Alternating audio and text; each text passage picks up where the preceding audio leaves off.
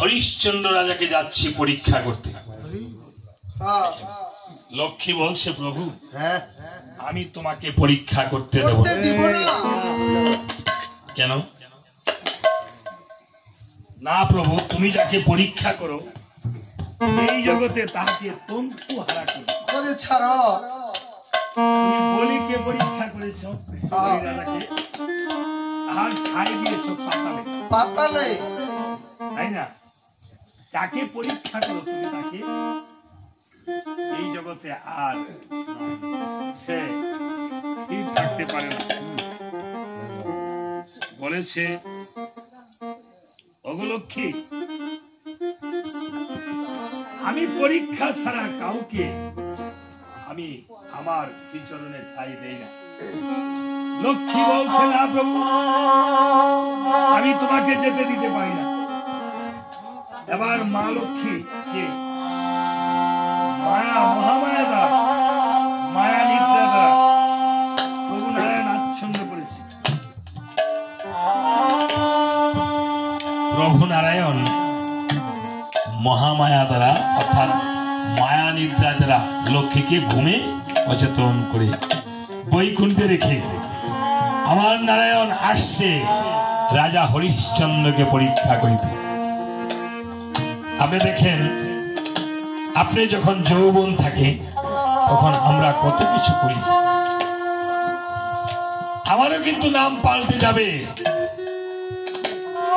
আমি এখন বাবার দলে আছি, তো কিছুদিন পরে আমি দাদুর দলে চলে যাব।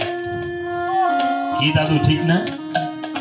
একদিন আমি ছেলের দলে ছিলাম, একদিন আমি শিশুর দলে ছিলাম, একদিন আমার নাম শিশু ছিল, তাই না?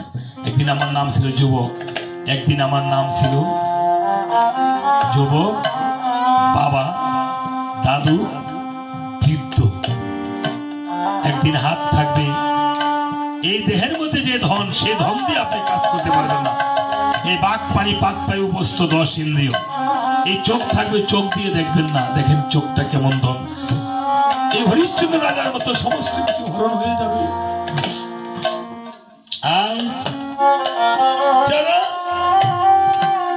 এই বাবাকে হারিয়েছে তারা বুঝে বাবা হারানোর বেদনা।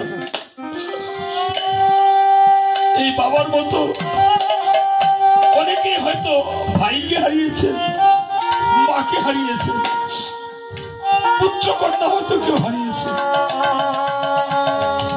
পিতা যদি বিলম্ব করে আসে ঘরে ফিরে, সন্তানকে বকা দেয়, কেন রে বাবা এত বিলম্ব কেন হলো? আজকে আমার মনোরঞ্জন দা এবং এই দাদা, তারা পিতার এই বকা নামক আশীর্বাদ আর পাবে না। পিতা মাতা বকা দিল, এটা আশীর্বাদ। পিতা মাতায় মেখে মেখে খাওয়াইতো সন্তানকে, ছোট সময় খাওয়াইতো না মা, খাওয়াইতেন না সন্তানকে।